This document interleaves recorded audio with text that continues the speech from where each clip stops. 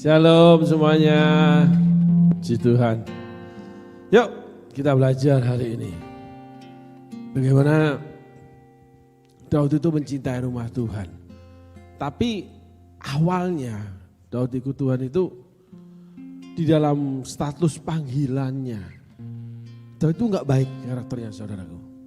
Jadi saudara yang di sana, jangan mimpi kamu melayani Tuhan lalu kamu jadi seperti malaikat.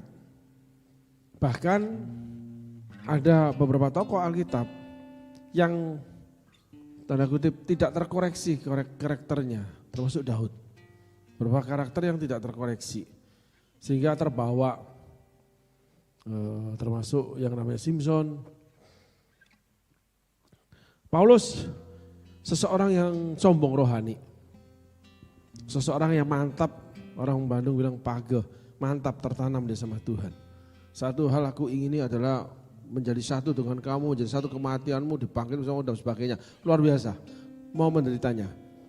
Tapi pada suatu ketika Paulus dibawa Tuhan ke langit ketiga. Melihat penyataan-penyataan Allah yang tidak bisa dibagikan sama dia. Setelah itu Allah taruh di dalam daging. Yaitu iblis yang menggocok dia dalam hidup dia. Dan Paulus berseru sampai 3 kali. Minta duri dalam daging dihilangkan atau iblis ini dicabut, ditarik balik gitu. Tuhan coba bilang cukup kasih karuniaku kepadamu. Inilah rancunya karakter Tuhan yang apabila kita memegang satu blok namanya iman, kita gak bisa ketemu ini yang namanya kejujuran iman, saudaraku. Kalau kita pegang satu blok kasih, kita gak bisa memegang namanya pengampunan Allah terhadap kesalahan. Nah, banyak orang tuh fanatik dengan cuma satu skema yang dia terima, satu skema dalam kehidupan dia. Dia gak bisa terima yang lain. Kalau itu yang terjadi, surga itu sepi, saudaraku. Gitu. Bumi yang baru ini sepi. Gak punya teman kita ini, terlalu sedikit yang bisa masuk surga. Menurut keyakinan orang itu sendiri, harus begini masuk surga. Sedang yang saya tahu, Alkitab itu bervariatif sekali, bahkan itu terkadang bertolak belakang. Banyak karakter-karakter yang antagonis, yang tidak baik, yang malah dipakai Tuhan. Dan itu terjadi pada Paulus, pada Musa. Terlebih Tuhan kita, Tuhan Yesus. Tuhan Yesus itu dia masuk bait Allah, lalu dia menjungkir balikan meja-meja penukar uang, pedagang burung merpati, dia ambil cambuk, dia cambuk.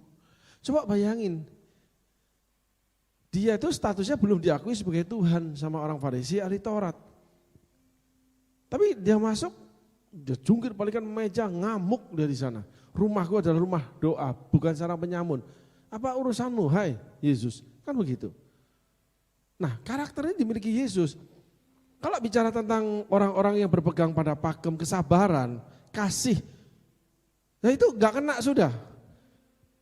Cerita Yesus masuk ke bait Allah, menjungkir balikan meja-meja pedagang, merpati, penukar uang dan sebagainya. Itu coret aja, tipek aja, hapus aja. Orang itu gak boleh gitu, mesti sabar. Orang itu butuh waktu, pelan-pelan diberitahu. Itu gak kena dah, kena urusan Yesus gak kena dah. Gitu. Makanya di dalam kekristenan sendiri itu banyak kita saling bertarung sendiri. Karena memang kotaknya beda.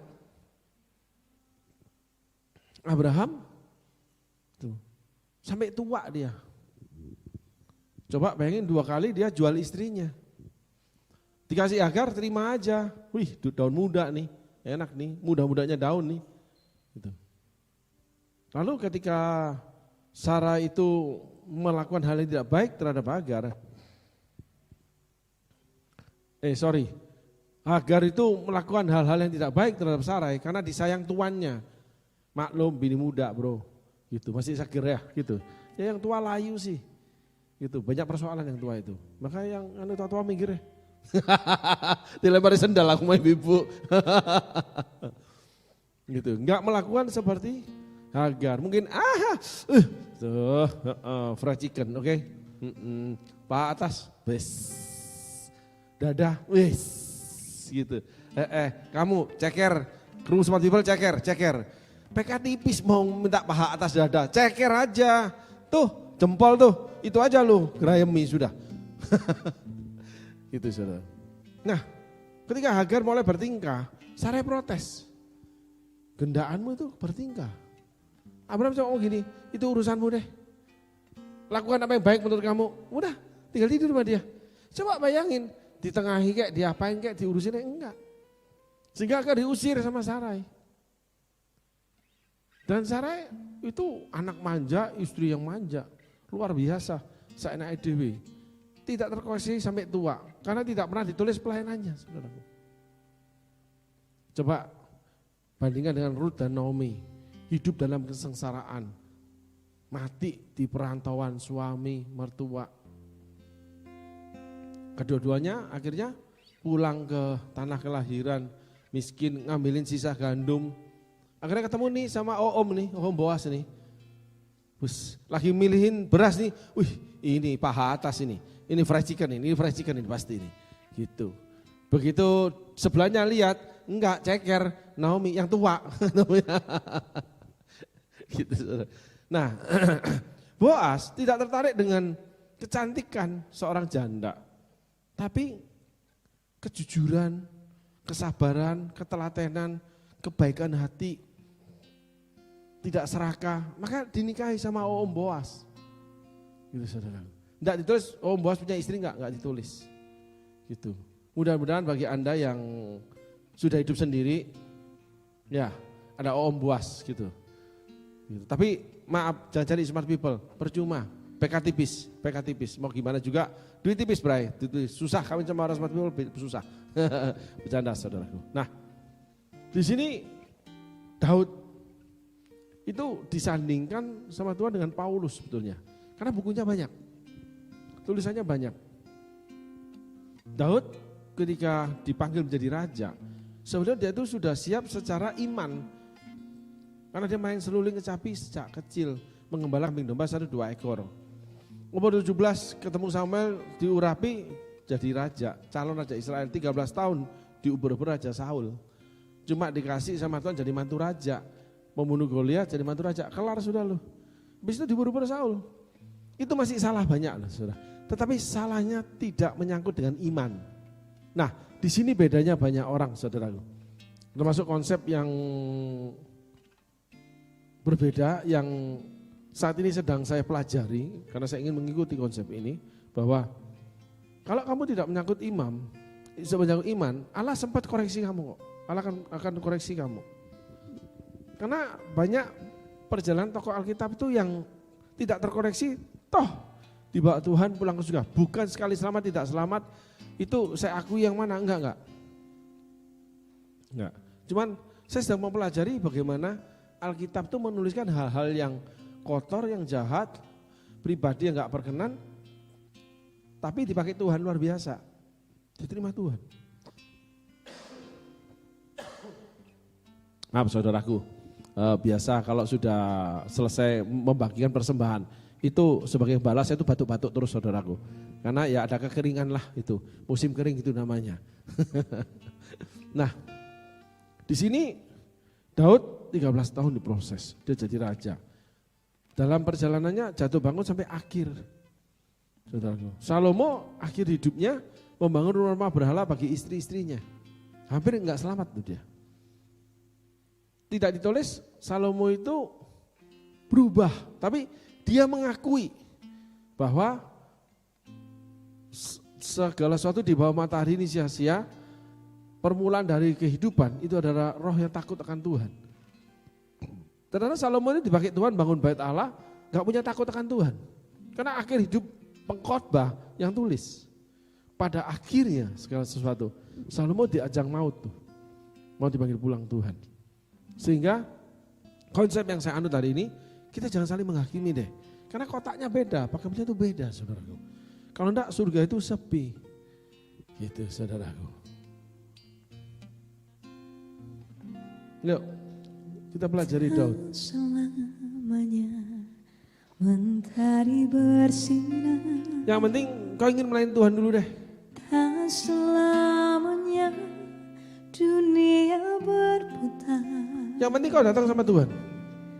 namun kasih-Mu tetap selamanya. Terlebih penting, aku Yesus sebagai Tuhan. Janji-Mu Tuhan tak pernah berubah. Selamanya aku cintai tempat kediaman-Mu Tuhan. Yang penting, akui Tuhan dulu dalam segala hal. Selamanya aku kagumi kasih-Mu tiada batasnya. Yang penting, doa. Takkan pernah Yang penting datang sama Tuhan. aku ingkari Bawa masalahmu pada Tuhan. kasih-Mu selalu ada untukku.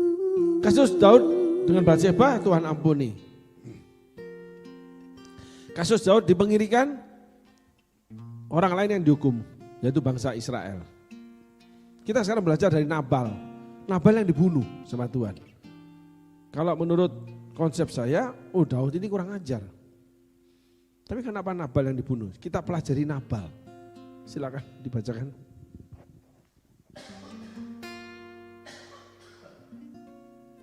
Satu Samuel pasal 25 ayat 2 hingga 44. Ketika itu ada seorang laki-laki di Maon yang mempunyai perusahaan di Karmel.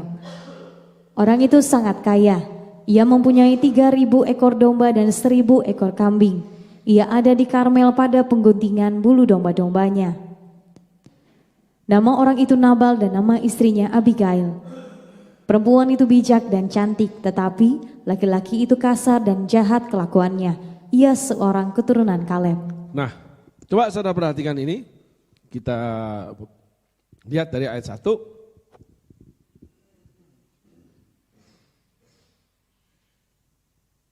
Mulai dari ayat 1. Ketika itu, langsung ayat 2, oke. ketika itu ada seorang laki-laki di Maon yang mempunyai perusahaan di Karmel. Orang itu sangat kaya. Ia mempunyai 3.000 ekor domba dan 1.000 ekor kambing. Ia ada di Karmel pada pengguntingan bulu domba-dombanya. Nah, di sini tulis ketika itu ada seorang laki-laki di Maon yang mempunyai perusahaan di Karmel. Wih, ini konglomerat nih. Tinggal di Surabaya, punya perusahaan di Jakarta, di Hong Kong. Nah, gitu. Orang itu sangat kaya. Yang mempunyai 3.000 ekor domba dan 1.000 ekor kambing. Ia ada di Karmel pada pengguntingan bulu domba-dombanya. Barangin 3.000 ekor domba-dombanya. Gitu saudaraku. Ayat selanjutnya. Nama orang itu Nabal dan nama istrinya Abigail. Perempuan itu bijak dan cantik, tetapi laki-laki itu kasar dan jahat kelakuannya. Ia seorang keturunan Kaleb. Nah, ini yang menarik, ini perempuan itu bijak dan cantik. Suaminya kasar dan jahat kelakuannya. Nah, kenapa saudaraku? Kita pelajari Abigail. Nama orang itu Nabal dan nama istrinya Abigail. Perempuan itu bijak dan cantik. Kenapa sih kok mau kawin dengan yang namanya Nabal? Mungkin Abigail itu keturunan orang tidak mampu atau orang miskin. Atau Abigail itu punya luka batin masa kecil. Sehingga ada orang-orang punya sakit psikologi, kejiwaan di mana semakin kasar, semakin keras perlakuan pasangannya, itu dia semakin menikmati, terutama dalam hubungan intim suami istri. Saya pernah melayani di Surabaya, saudaraku. Karena seorang ibu itu konseling sama saya. Dia bilang gini, Pak, kenapa? Kalau suami saya itu berhubungan intim dengan saya itu selalu memukul. Jadi dengan pukulan, suami istrinya dipukul, diajak berhubungan dipukul saudaraku. Gitu. Jadi bawa belur ya istrinya deh. Gitu. Jadi kalau suamimu tidak memukul, ibu-ibu ucap syukur ya. Karena ibu ini nggak mengerti kalau suaminya punya perilaku seperti itu. Suaminya ganteng saudaraku. Istrinya kurang ganteng.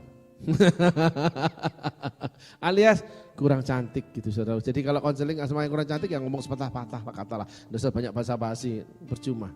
Enggak menghadirkan hadirat Tuhan nanti. Oke? Bagi yang kurang cantik, hati-hati pendetamu ya. Bercanda saudara. Nah, dia konseling sama saya, dia katakan itu. Tetapi ada teman ini yang seorang ibu-ibu, rekan pelayanan saya ngomong gini. Setelah kami telusuri, ngomong gini, enggak kok, dia menyukai kalau dipukuli. Lalu kami sampaikan, kalau kami dapatkan bahwa kamu suka juga dipukul. Iya, lama-lama nikmat Pak. Nah ini perkaranya saudaraku. Yang namanya kebiasaan, karakter yang menular. Kebiasaan yang buruk menghilangkan kebiasaan yang baik. Gitu. Perilaku yang buruk menghilangkan perilaku yang baik. Gitu. Kebiasaan namanya saudaraku.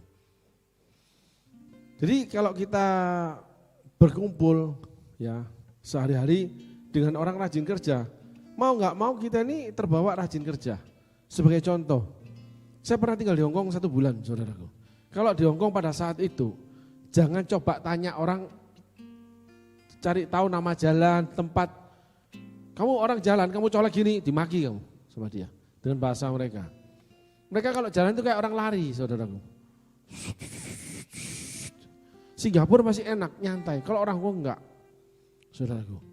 Sehingga ketika banyak orang-orang dari Indonesia ke sana, agak kesulitan berkomunikasi dengan mereka. Kalau makan dulu nih saudaraku, itu piring kotor kan diambil pelayan nih, lalu mereka punya alat yang didorong untuk tempat piring kotor. Itu kita makan tuh denger krompiang, gumpiang, dilemparin.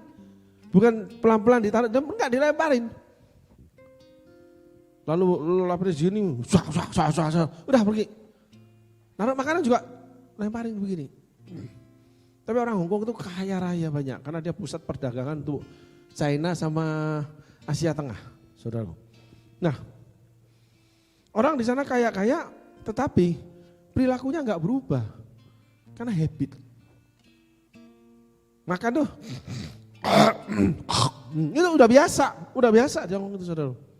Jadi kalau saat itu saya enggak tahu sekarang ya. Kalau Anda orang bersihan di Hongkong, tumpas sudah. Kecuali masuk ke restoran-restoran yang berkelas, yang banyak bule, banyak orang-orang dari luar Hongkong sendiri. Tapi kalau ketemu orang-orang China, susah. Sama dengan saat ini. Saya itu pernah ke namanya Turki. Itu pagi breakfast, itu ruangan besar.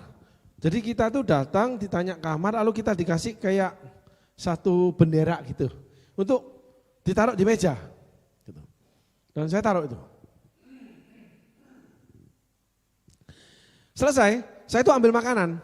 Balik nih. Orang dari China ini satu nih, ya dia duduk aja tempat saya, nggak peduli dia. Bendera nggak ada dia taruh, dia nggak lihat, saya ambil pun nggak dilihat sama dia. Bayangin saudaraku, ke luar negeri, sama-sama turis kita ini. Wih gila loh, nggak pedulinya. Jadi kalau saudara ingin melihat Abigail, saudara lihat runtutannya, dia lahir dari keluarganya yang mana. Contoh, kalau anak-anak Dayak nih, yang terutama di desa, di kampung, di pedalaman, kalau lihat sungai itu, dia copot pakaiannya, dia loncat sudah. Karena dari kecil seperti itu, enggak peduli mereka. Coba kita yang dari kota besar, dari Jawa gitu, lihat gitu, ditengok dulu, ada buayanya enggak? Ada ikan besar enggak yang gigit kakiku? Kalau mereka enggak. Tapi coba kalau suruh nyebrang di Jakarta, sampai lebaran kodok gak akan nyebrang mereka itu, bingung, mobil gak berani. Kenapa? Kebiasaan. Kebiasaan itu dibentuk dari habit. Habit itu adalah lingkungan kita. Jadi kalau Anda orang rohani, Anda bercampur dengan tidak rohani, lalu Anda terima pendapatnya, Anda menjadi tidak rohani lagi. Karena pakem mereka berbeda. Yang di dalam rohani-rohani yang sama aja, pembapatan sama, pakemnya bisa berbeda. Kita bisa fight loh. Berselisih kita ini. Sekali selamat atau selamat. Ada yang enggak. Berselisih sudah. Kenapa saudaraku? Karena membentuk pola. Jadi kalau kamu tinggal dengan si pembenci, kamu udah agak biasa dengan seorang pembenci. Maka kamu di tengah kalangan pembenci enggak masalah. Tapi kalau kamu di tengah kalangan kasih, ketika ketemu siapapun, ya termasuk pasanganmu, kamu riku, enggak nyambung. Itu bahayanya habit, saudaraku. Yang kedua, kalau salah satu pihak dari pasangan ini aktif di gereja, yang pasangannya tidak aktif, itu enggak nyambung. Sebetulnya bukan bahasanya, pemikirannya, saudaraku. Karena Alkitab itu, firman Allah itu punya tempat sendiri di dalam dunia manusia, karena dia itu ilahi. Karena dunia manusia enggak ada yang ilahi, saudaraku. Biar dukun sekalipun enggak ada yang ilahi kok. Gitu. Langsung kok bisa ditelanjangi sama hamba Tuhan yang berkarunia, mengusir setan atau membedakan roh. Agak ribet, saudaraku. Salah satu hal yang saya panutin adalah saya dengan anak saya tidak pernah doa bersama di rumah. Tidak pernah namanya family altar, enggak ada. Enggak pernah doa bersama, enggak pernah. Sama istri aja enggak pernah doa bersama saya ini. Iman kita masing-masing. Karena kita perbedaan habit. Sehingga anak saya tidak dipaksa untuk memiliki iman seperti beberapa orang-orang yang melayani Tuhan, termasuk hamba Tuhan. Ada cerita di sebuah gereja di daerah Jawa Timur. Itu orang tuanya enggak nonton TV 20 tahun. Di rumahnya enggak boleh ada TV. Kalau sakit enggak minum obat 20 tahun. Nyampe imannya. Nah anaknya menikah, di rumahnya ada TV. Karena istrinya pengen punya TV, istrinya bukan dari kalangan pendeta. Sehingga terjadi revival, terjadi koreksi terhadap gereja itu ketika memimpin anaknya. Tapi untungnya orang tuanya tidak membenturnya. Nah itu perbedaan, orang tua dengan anak seperti itu loh, saudaraku. Akhirnya anak memihak istrinya. Tapi orang tua tidak intervensi. Kenapa? Karena perbedaan lingkungan dan masa lalu. Kenapa anak seorang hamba Tuhan menjadi murtad atau menjadi nakal? Oh karena lingkungannya Pak? Bukan. Karena luka batin. Gak mau dia. Pahit dia. Kalau orang tuanya gagal. Nah ini penting saudaraku. Sehingga ketika kita punya hubungan dengan seseorang, itu yang diutamakan namanya jangan melukai. Jangan melukai. Tetapi apabila habit kita nggak sama, itu rata-rata saling meninggalkan. Awalnya saling melukai, akhirnya nggak cocok.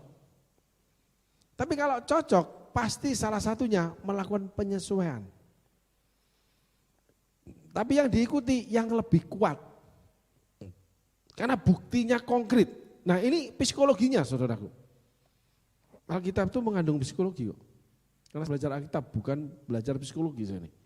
Tuh, saya S2 itu dari beberapa sekolah saudaraku, S2 saya, SD, SMP. Jangan lihat gitu, belum selesai ngomong pastor ini. SD, SMP kan S-nya 2. Kasih bilang S2 itu S-nya 2. Gitu, iri hati Kain.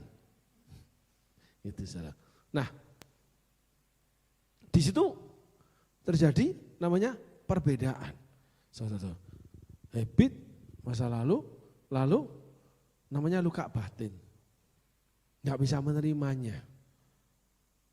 Nah itulah Abigail dan Nabal. Kenapa? Karena Nabal ini kaya. Dan orang kaya rata-rata sulit diubahkan. Kenapa? Habit dia itu bekerja. Gak mungkin seorang presiden direktur perusahaan besar itu masuk ke kantor cuci kaki pegawainya. Kayak Yesus cuci kaki murid-muridnya. Makanya dalam skema dunia rohani itu ada pemisahan.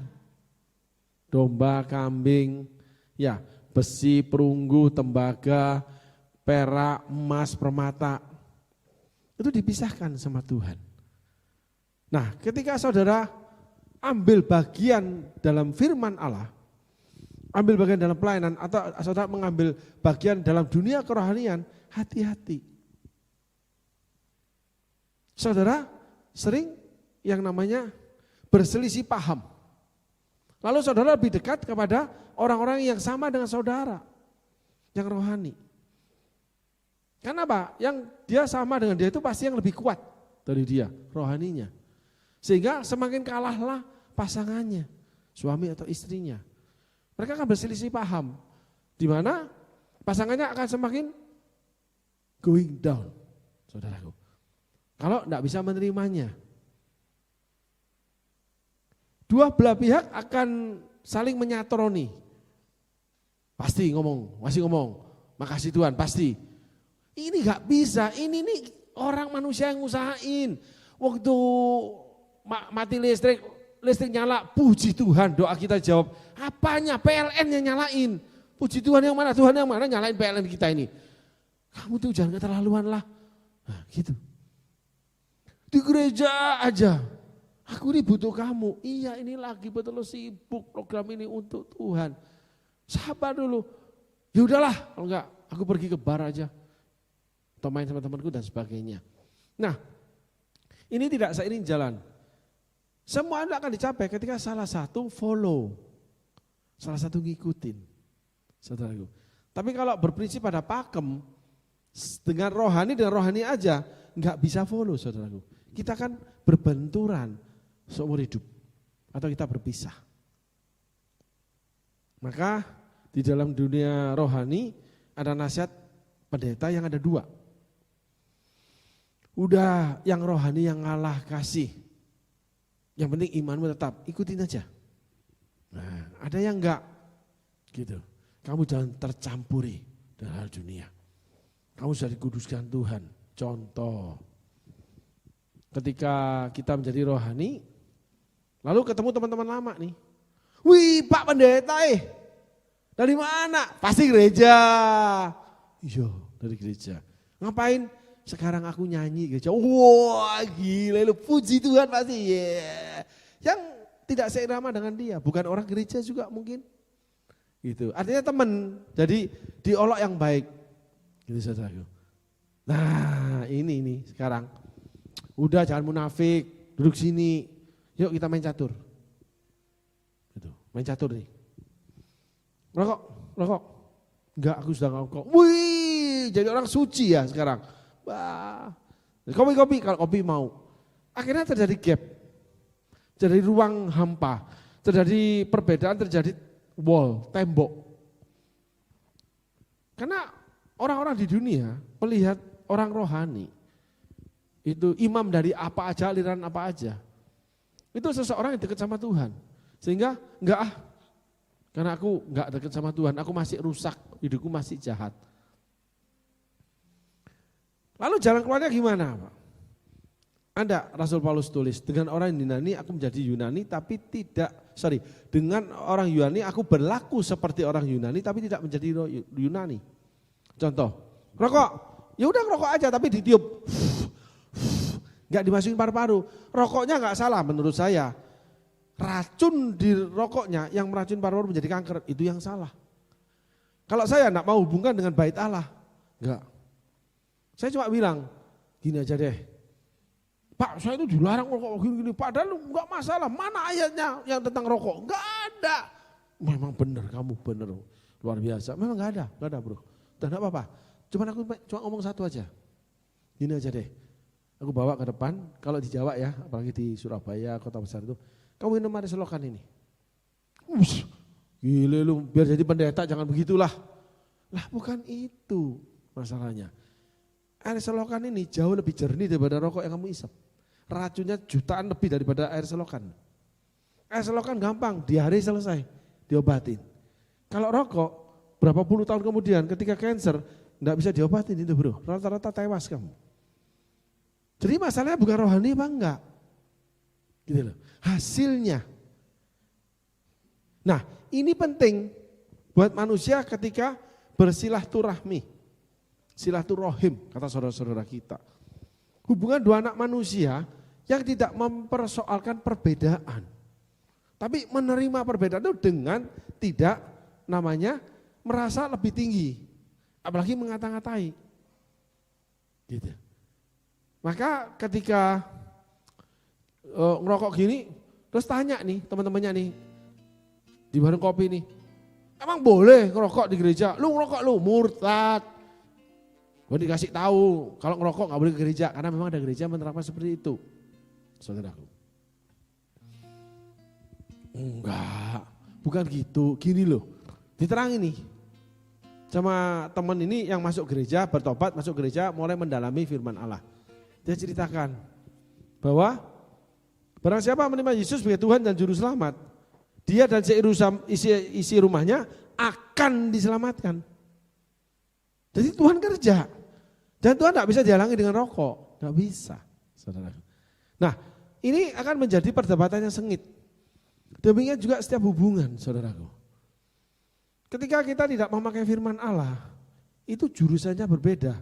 Dan ketika kita memakai firman Allah dengan jurusan berbeda, kita pasti berbeda.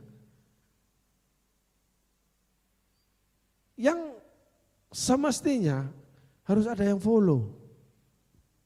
Ngalah. Abigail ini ditulis orang bijak.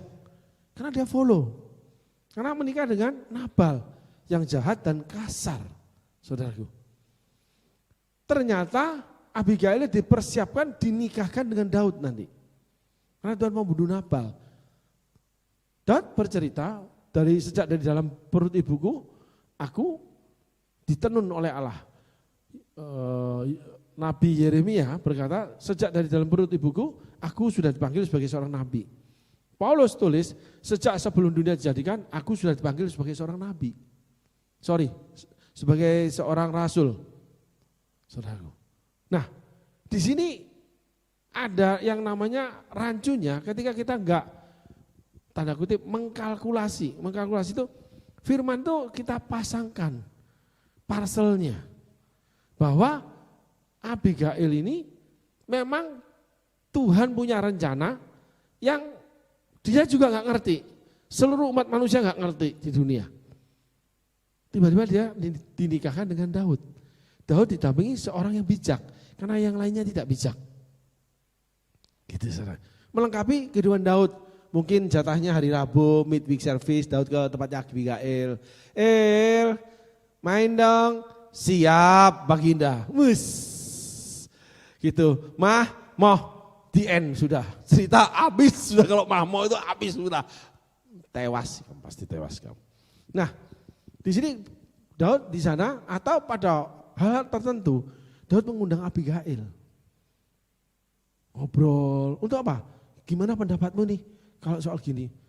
Kenapa? Kalau Alkitab tulis bijak, betul-betul bijak Abigail itu. Saudaraku. Tapi enggak terpakai di Nabal. Enggak nampak di Nabal. Nabal orang pintar, kasar dan jahat. Ada orang-orang tertentu yang memiliki pasangan yang jahat, tetapi dia itu baik. Tuhan sedang mempersiapkan dia. Sehingga apabila Anda ini baik, putih, jangan terpengaruh dengan yang hitam. Artinya berjalan bersama is okay. Tapi untuk menjadi sama, nggak bisa saudaraku. Nah ini dibutuhkan namanya kebijakan hidup. Yang namanya saling mengalah. Follow. Follow itu aku ikuti kamu tapi tidak menjadi seperti kamu loh. Contoh suami istri, suami di depan, istri di belakang. Follow suami toh, kan dia tidak boleh jadi suami. Orang jalan nih, saudara jalan gini. Tolong Naya di belakang saya. Nih. Jalan nih, lagi jalan nih. Baru jalan dikit, towel. Yang, awas itu batu. Towelin aku, towel. Ya. Baru jalan lagi, yang, awas itu. Belok kanan nanti. Jadi suami ini ribet. Itu perempuan yang tidak bijaksana. Selalu mengingatkan suami. Enggak bijaksana. Karena kita Petrus tulis, ini parselnya ketemu semua saudaraku. Gitu. Kita Petrus 3 bahwa tanpa perkataan mereka dimenangkan oleh betapa salehnya hidup istrinya. murni dan saleh. Gitu saudara. Perhiasanmu jangan emas-emas, gitu. Tapi roh yang lemah lembut, yang berharga di hadapan Allah. Nah ini para saudara ketemu. Jadi Abigail itu kelihatannya nurut sama Nabal. Ya udah kalau nggak mau kasih tahu. Ya udah, gitu. Terus dia dipasangkan dengan seorang raja sama Tuhan ketika suaminya tewas. Bukan saya bicara bahwa saudara sebagai istri-istri siapkan diri nanti jadi janda dipasangkan dengan orang kaya atau raja. Jangan gitu, mimpi deh lu. Berbagi dulu, badan kayak gentong gitu. Galon aku masih kalah gede malu gitu. Berat bro kalau punya bini mah gede gendut gitu. Berat apanya? Pikir sendiri sudah. Amin saudaraku. Abigail itu bijak banget gitu. Suami ngos-ngosan nih gantian dia yang kerja. Oh, itu asik banget saudaraku. Gitu. Udah bagianmu yang oke, siap. Dia kerja. Weh. Gimana yang? Oh, enak banget. Nah, udah selesai nih.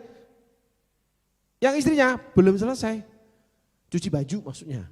Kan mencuci itu semua itu. Ya, kelabakan dia. Nah itu namanya salah follow. Saudaraku. Itu perempuan-perempuan yang mendekati aja. Karena terjadi yang namanya kritis keadaan itu. Karena kita tuh tidak bersanding dengan baik. Sehingga terjadi perpecahan di gereja, perceraian suami istri, pandangan yang kukuh, yang sulit diajak kompromi. Lalu ada lagi yang selalu bicara tentang masa lalu luka yang gak mau diobatin. Kalau boros ya boros saja sudah. Gak peduli gimana juga boros saja, akhirnya dicerai sama suaminya. Gak kuat membiayai suaminya. Gitu. Kenapa? Ya karena gak ketemu yang namanya bijaksana. Musa menyanyikan lagu ini, menulis lagu ini. Ajar kami Tuhan menghitung hari-hari agar kami menjadi bijaksana. Beroleh bijaksana sebetulnya. Beroleh hati bijaksana, ajar kami Tuhan. Gitu. Nah, Abigail seorang bijaksana. Maka saudaraku, betapa pentingnya menjadi bijaksana itu menyelesaikan banyak perkara di dalam pertengkaran namanya pendapat. Jadi kalau follow itu harus yang namanya ya udah maunya apa hayo gini. Dah, ayo. Gitu. Mah sini, ya udah, ikutin aja. Gitu. Terhadap teman, pasangan hidup, bosmu atau karyawanmu yang pandai, orang yang ngeyel, ikutin dulu. Setelah itu, ketika mendapat sesuatu masalah, baru terangkan. Gitu. Kalau nggak mau, yaudah tendang aja dia. Udah salah, udah kalah masih kekeh. Itu orang bodoh. Coba saudara cari sendiri Amsal tentang bodoh. Ya saudara, bijaksana. Abigail ini bijaksana. Sehingga Daud membutuhkan dia, seorang raja besar. Yuk kita baca lagi ayat selanjutnya. Ketika didengar Daud di padang gurun bahwa Nabal sedang menggunting bulu domba-dombanya, maka Daud menyuruh 10 orang dan kepada orang-orang itu Daud berkata, "Pergilah ke Karmel dan temuilah Nabal, tanyakanlah keselamatannya atas namaku. Dan sampaikanlah salam ini kepadanya, selamat, selamatlah engkau, selamatlah keluargamu, selamatlah segala yang ada padamu. Baru-baru ini aku mendengar bahwa engkau mengadakan pengguntingan bulu domba, adapun gembala-gembalamu yang ada dengan kami, tidak kami ganggu dan tidak ada sesuatu yang hilang daripada mereka selama mereka ada di Karmel. Tanyakanlah kepada orang-orangmu, mereka tentu akan memberitahukan kepadamu. Sebab itu biarlah orang-orang ini mendapat belas kasihanmu. Bukankah kami ini datang pada hari raya? Berikanlah kepada hamba-hambamu ini dan kepada anakmu Daud apa yang ada padamu." Nah, coba bayangin. Cerdik tidak identik dengan bijaksana. Pintar tidak identik dengan bijaksana. Bijaksana itu mengeluarkan permasalahan, pada tempatnya, lalu menempatkan permasalahan itu pada tempatnya. Sehingga gampang dibaca untuk dimengerti. Dudukkan dulu posisinya. Banyak orang itu apalagi di gereja, dia main sabet aja firman. Dosa lu. Dihukum sama Tuhan, mati lu nanti. Loh, orang Kristen tinggal sedikit bro kalau gitu. Enggak begitu caranya. Oh enggak boleh, karena dia cuma punya firman sepotong. Habis itu dia mulai pamer. Harus puasa. Nah itu. Ada teman yang menjadi Kristen, lalu berpuasa 40 hari 40 malam tanpa makan minum. Musa kuat, Yesus kuat. Orang ini hari ketiga apa ketujuh masuk ke alam maut ya. Saudaraku, itu ngeheng otaknya, matanya kayak kebalik dia. Terus ketika ditolong, selesaikan, hampir pingsan dia. Lalu aku dibawa Tuhan ke sebuah lorong begini, cerita tentang hal yang ilahi gitu. Bukan gak percaya, saya berbeda pandangan sudah kalau begitu. Bukan masalah loh, yang penyataan Tuhan yang ada di dia itu salah atau bukan. Bukan itu. Ngapain nyiksa diri? Lawang aku setiap hari itu dapat penyataan Tuhan. Nah ini berbeda lagi. Saya buktinya puasa. Saya ini buru-buru puasa. Tidur aja masih ngenyam roti. Tuhan ngomong sama saya. Gimana sih? Kenapa saudaraku? Nah ini ada pakem yang namanya kepentingan pelayanan. Karena saya seorang pastor atau seseorang yang Tuhan mau pakai atau Tuhan pakai. Kalau teman ini enggak. Berpuasa supaya mendapatkan Tuhan atau mendapat sesuatu dari Tuhan. Ada lagi kepala persekutuan. Puasa untuk mendapatkan karunia-karunia Roh Kudus. Terutama karunia nubuat. Ya sah aja hukumnya. Tapi kalau saya enggak, karena saya dapat fasilitas, kemudahan. Penyataan Tuhan begitu gampangnya saya dapat kok. Relatif mau dipercaya enggak, terserah. Tapi banyak kali orang yang teringat ngomong, itu kan pernah dibicarakan sama pastor. Ingat enggak pastor pernah ngomong gini, saya aja lupa. Bukan sombong. Ada kepentingan Tuhan untuk nyawa setiap jemaat yang harus saya gembalakan. Jemaat-jemaat khusus. Jemaat di sini itu luar biasa. Kalau melihat penyataan Allah itu, coba bayangin. Ular itu lidahnya bercabang 2, di sini bisa 6 loh. Di sini cabangnya 6. Itu, tanduk itu, iblis 2, punya mereka 3,5. Lo bayangin, iblisnya kalah sama mereka tanduknya. Gitu. Batu karang itu kuat kayak apa? Kepala mereka lebih dari batu karang, gak tahu batu apa. Susah dikasih tahu. Gimana caranya menyelesaikan perkara kalau gak Tuhan sendiri yang turut campur tangan. Sehingga pesternya itu dinihilkan. Jadi kalau dapat penyataan Tuhan bukan kita itu bangga.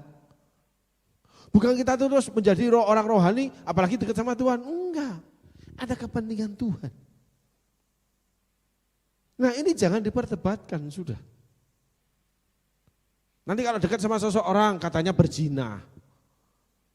Gitu loh. Lihat perempuan nih, matanya itu loh. Mataku kenapa? Lihat tuh, di matamu tuh keluar lidah yang bisa menjilat-jilat rasanya. Loh, buset, Musa doa puasa, itu keluar tangan yang menulis di batu. Ini namanya anak Tuhan, matanya keluar lidah loh. Bayangin deh. Wis katakan kamu luar biasa ya mah. Saking rohaninya saudaraku.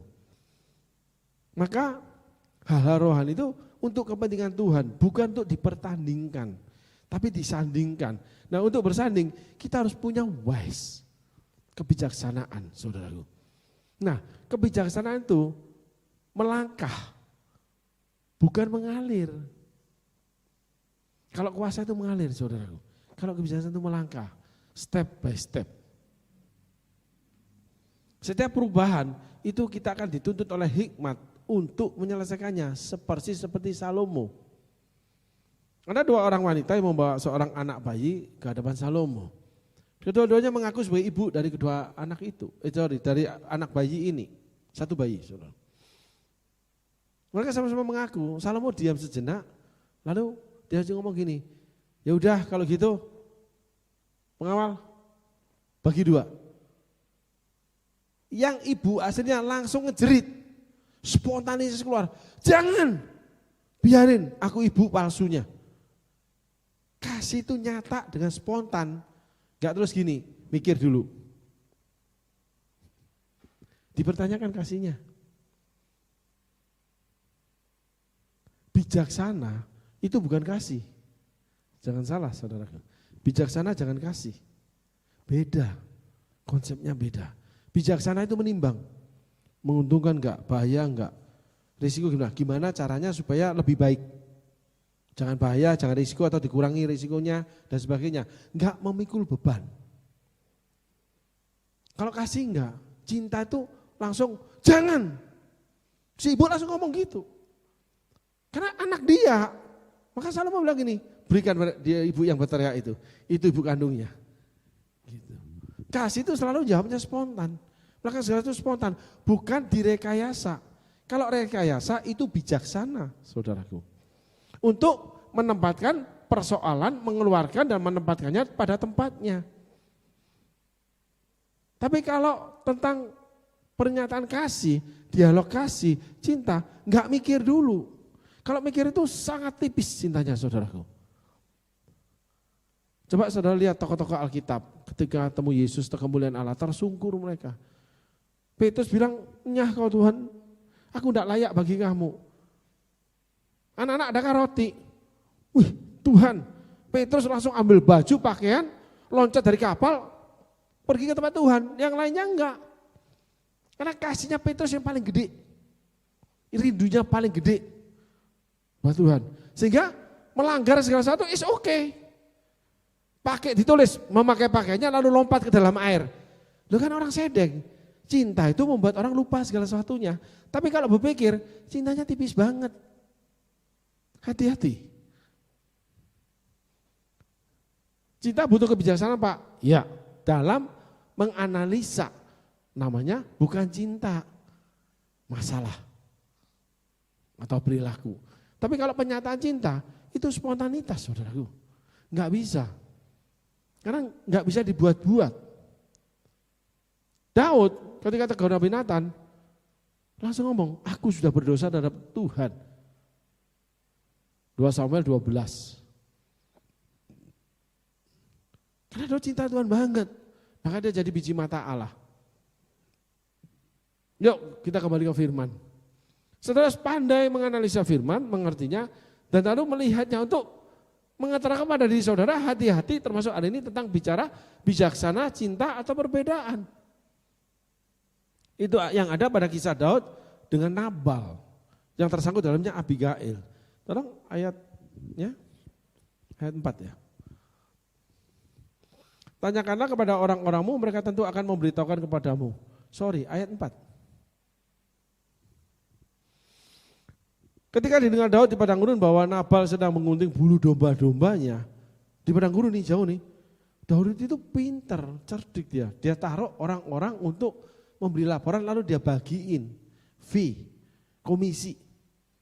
Dia di padang gurun, tapi Nabal di tempat pengembalaan kambing domba itu subur. Kenapa? Karena butuh rumput. Saudaraku. Nah, baca Alkitab itu butuh pinter, butuh imajinasi dengan kepandaian.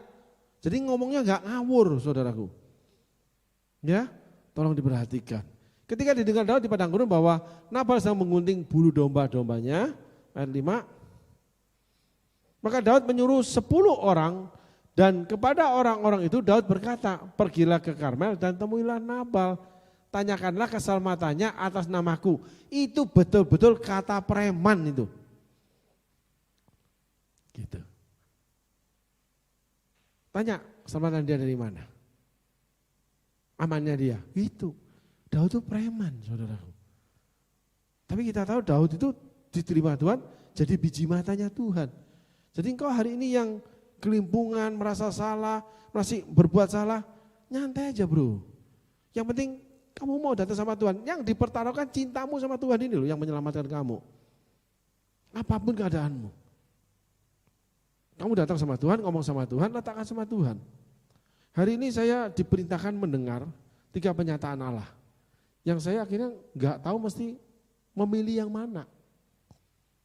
Saya cuma jawab begini lah dengan nabinya. Bapak pilih yang mana? Aku pilih, aku kasih 3 penyataan Tuhan ini kepada Tuhan sendiri. Pilihkan buat aku atau berikan jalannya. Selesai. Kenapa? Aku tidak ingin menyakiti Tuhan. Kalau dipilih ada yang enak, ada yang gak enak. Ya pilih yang enak aja. Tapi menyakiti manusia. Cinta melahirkan kebijaksanaan atas nama cinta tapinya loh. Bukan atas nama kepentingan diri. Kalau kepentingan diri itu bukan cinta, tipis banget, ego. Ingin senang sendiri terus. Ingin dimenangkan terus. Ingin memiliki terus semuanya tanpa memikirkan pihak yang lain yang kesakitan menerimanya. Kalau saya nggak mau, 3-tiganya sulit ini. Menyakiti Tuhan, menyakiti manusia. Gini aja deh. Tuhan, kamu yang pilih atau kamu yang carikan jalan kepada. Kamu satukan gimana terserah kamu. Kamu pilih enggak terserah kamu, bukan terserah saya. Saya tinggal follow aja. Kelar sudah. Nah itu dibutuhkan kebijaksanaan ketika suruh memilih. Tetapi saya kembalikan kepada yang memberi perintah. Kenapa? Karena saya cinta dia. Bukan terus saya mikir, kalau gini gimana? Tapi nggak bisa aku gini. Enak gini aja. Ya gimana tuh? Gitu. Jadi pelin-pelan geser sana geser sini. Kenapa? Mencari celah yang menyelamatkan diri. Yang lain kesakitan enggak apa-apa. Enggak masalah. Yang penting menikmati cinta. Gitu. Saudaraku. Itu kita ketemu di kisah Nabi Abigail. Saya kasih tahu saudara. Daud itu pintar. Ngomong selamatannya atas namaku itu. Aku mau nagih dia. Ayat selanjutnya. Dan sampaikanlah salam ini kepadanya, selamat, selamatlah engkau, selamatlah keluargamu, selamatlah segala yang ada padamu. Ayat 7. Baru-baru ini aku mendengar bahwa engkau mengadakan pengguntingan bulu domba, adapun gembala-gembalamu yang ada dengan kami, tidak kami ganggu. Preman bro. Gitu. Saya sering bagikan ini saudaraku, bahwa Daud itu preman. Dan tidak ada sesuatu yang hilang daripada mereka selama mereka ada di Karmel. Anak kecil jadi kepala preman nih. Pinter otaknya. Orang kecil jangan pikir bodoh. Orang belum berhasil jangan dikira bodoh. Ada orang berhasil di usianya dia waktu awal, tengah atau lanjut. Itu proses saja saudara. Saya tidak bicarakan itu. Ayat 8. Tanyakanlah kepada orang-orangmu, mereka tentu akan memberitahukan kepadamu. Sebab itu biarlah orang-orang ini mendapat belas kasihanmu.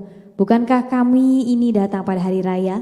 Berikanlah kepada hamba-hambamu ini dan kepada anakmu Daud apa yang ada padamu. Nah, coba bayangkan saudaraku.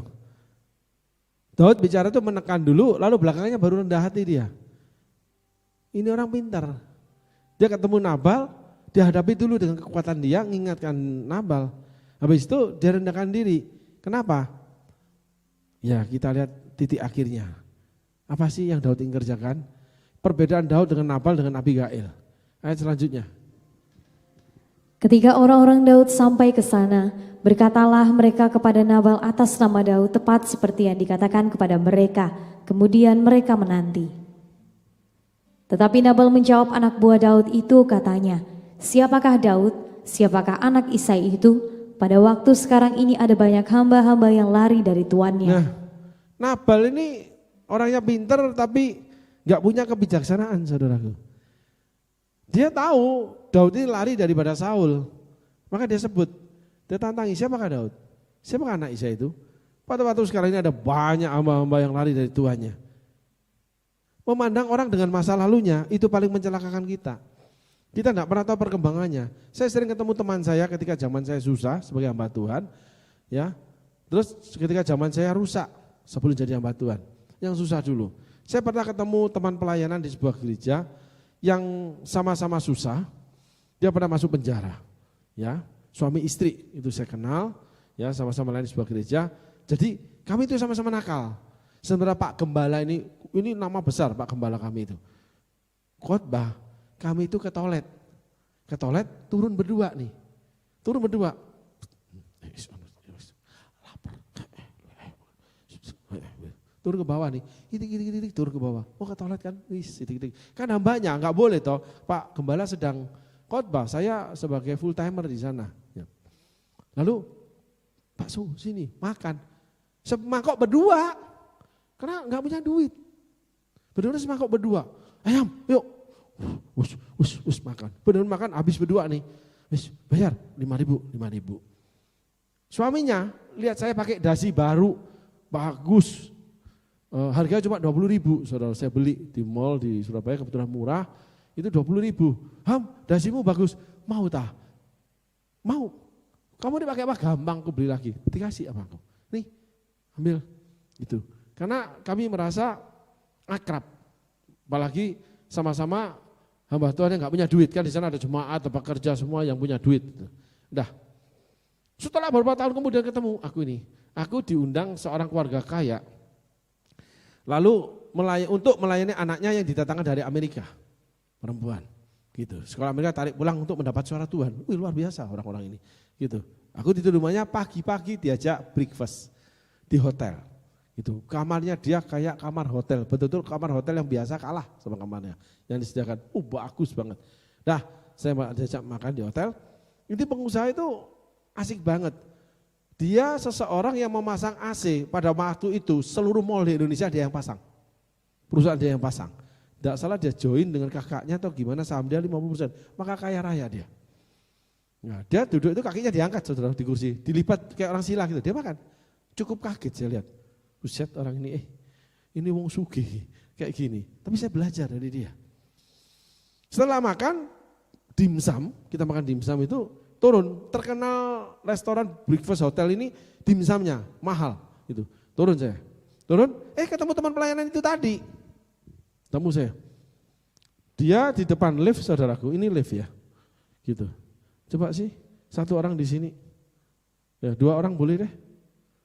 Ya, yuk, cepetan, yuk, 2 orang, gitu. Oh, enggak usah wes, satu aja, enggak jadi. Nah ini satu nih saudaraku, ini suaminya, coba, ini istrinya, gitu. Istrinya di sini. Saudaraku, ya, itu tuh lift. Kami itu mau ke tempat parkir, saudaraku. Tempat parkir. Jadi saya itu nunggu di lift. Datang nih sama Pak ini yang undang saya, ini. Terus tiba-tiba istrinya bilang, gitu. Jejer sih, lupa aku sebelah sini dia. Loh enggak, kamu di sini. Nah, tiba-tiba dia tuh tahu, saya tuh ngantri di lift gini. Dia tuh tahu. Lupa aku di sini kali ya. Dia tuh tahu. Loh. Gitu. Terus dia panggil, gitu. Langsung ngomong gini saudaraku. Coba kamu di sini. Gitu. Ini istrinya nih, jadi laki-laki deh. Kan memang jadi laki-laki. Bisa ngomong gini loh. Kamu itu ya tetap aja seperti dulu. Enggak ada yang ini. Jadi maksud saya itu tetap jadi hamba Tuhan yang melarat, yang nakal, yang enggak dipakai dan sebagainya. Terus saya itu kaget saudaraku. Saya cuma lihat gini loh. Wih. Aku ini mau ibadah di hotel itu, berarti dia sewanya mahal itu. Saya cuma dengar gini. Diam aja saya. Udah selesai itu. Suaminya kemarin kartu nama. Coba kamu kasih aku kartu nama, kayak ngasih gitu. Oh iya. Nanti ya, kalau ada nanti hubungi saya ya. Wih, ngomong gitu. Yang minta dasi 20.000 karena dia itu satpam, security. Gitu loh. Awalnya. Oh, sekarang jadi Pak Gembala, ini Bu Gembala. Memang disertai Tuhan. Oh iya. Nah, terus mereka masuk. Sengaja saya enggak masuk. Saya cuma diam. Ya wes, nanti ya, hubungi aku ya. Diam aja. Naik dia. Ya, kamu duduk. Saya itu cuma gini loh. Saya sobek. Kartu namanya saya sobek. Saya tidak mengenal kamu. Karena saya tidak kenal pribadimu ini. Saudara bisa ngerti. Nabal melihat Daud itu dengan masa lalunya. Dia tidak ngerti kalau Daud itu punya pasukan khusus sudah. Karena Daud tinggal di padang. Jadi jangan rendahkan orang yang kelihatan tidak mampu. Dia punya loh kekuatan.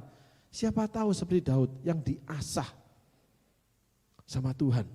Daud di Nob pegang namanya pedangnya Goliat. Daud di Siklak memenangkan pertempuran. Masuk Daud dengan Nabal di Gunung Karmel. Daud itu udah seseorang memenangkan berlaksa-laksa pembunuhan. Daud masih dianggap itu seorang pelarian. Kalau saudara memandang rendah seseorang hari ini, ingat. Pada saatnya nanti saudara akan malu. Ada lagi teman nih, ketemu kakak saya nih. Gitu. Oh iya. Ron, gimana kabarmu? Yo, wah sekarang saya di mana gini-gini. Gimana kabarnya Didi? Gimana? Nanya saya, kan teman saya main. Renang, denger kaset, beli kaset, teman main. Tetangga Mas Yan. Tahu nggak kamu? Sekarang jadi hamba Tuhan. Ketawa dia. Wah, ketawa. Enggak mungkin. Benar, jadi hamba Tuhan, melayani Tuhan itu. Kalau dia jadi hamba Tuhan, surga itu rusak. Itu enggak mungkin. Sampai kasih bilang, enggak dipercaya kamu jadi hamba Tuhan. Lah itu masalahnya. Dia enggak tahu saya ini, memang enggak bisa dipercaya saudara. Karena saya sudah melayani 28 tahun sama Tuhan. Melahirkan beberapa gereja, anak-anak rohani ratusan, yang jadi orang besar dan sebagainya. Tetapi Tuhan tidak pernah izinkan membangun profil saya. Daud saat itu tidak diizinkan bangunan profil. Tapi 13 tahun kemudian dia jadi raja, saudaraku. Beri kemuliaan buat Tuhan.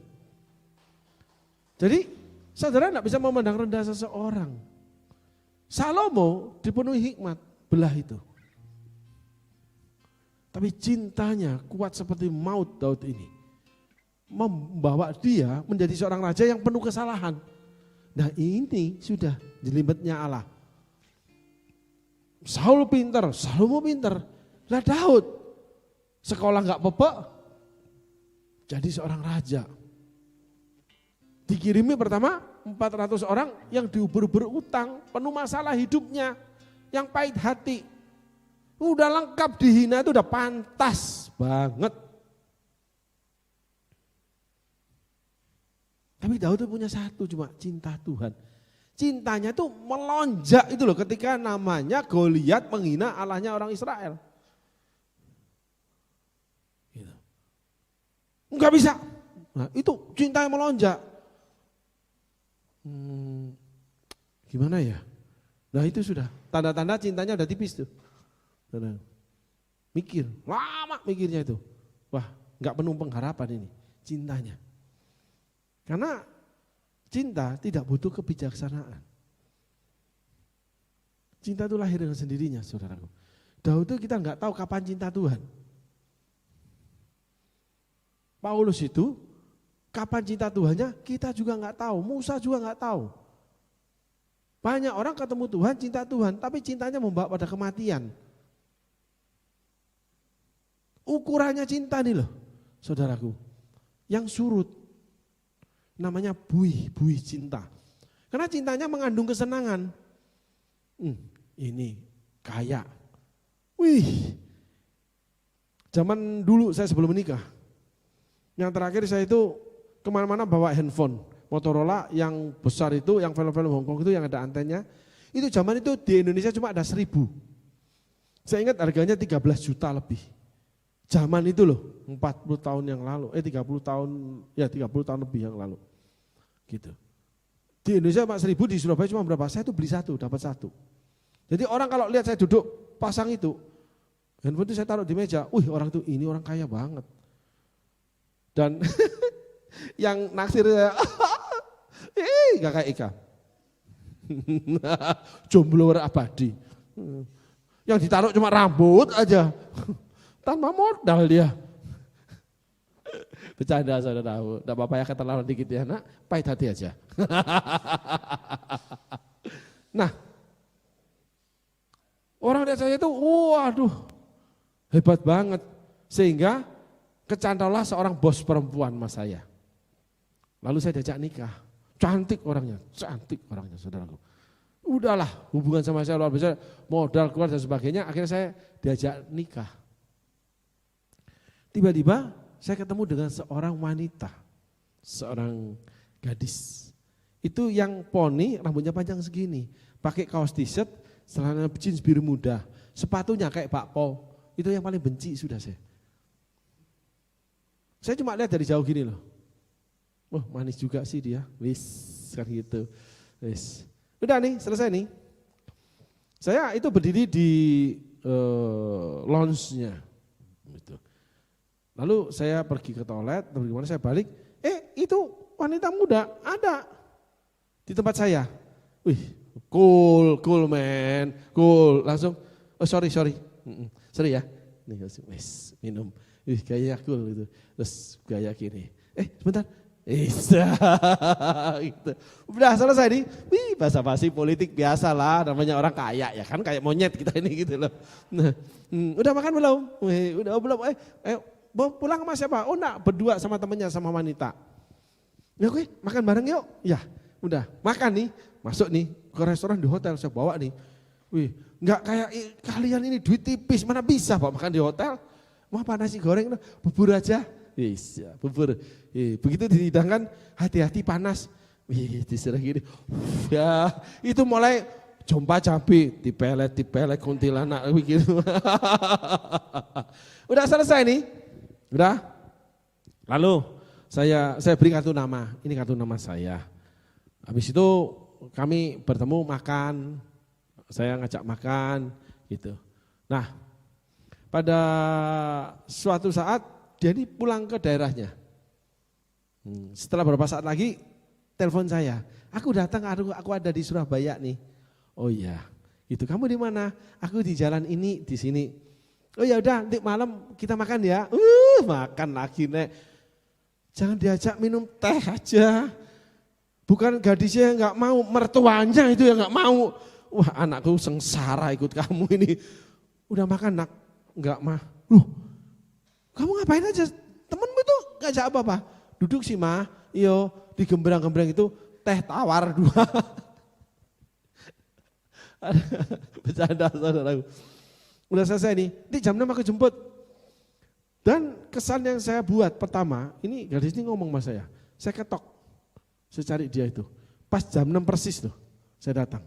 Dia lihat gini, wih jam 6 persis, ini orang pegang janji. Janjimu seperti wajah, belum Kristen aku ini, belum. Enak aja gitu. Udah selesai nih, wah dating nih. Singkat cerita kita menikah. Posisi saya sangat sulit setelah menikah. Sebelum menikah, handphone di Indonesia 1000 saya pegang. Makan di hotel.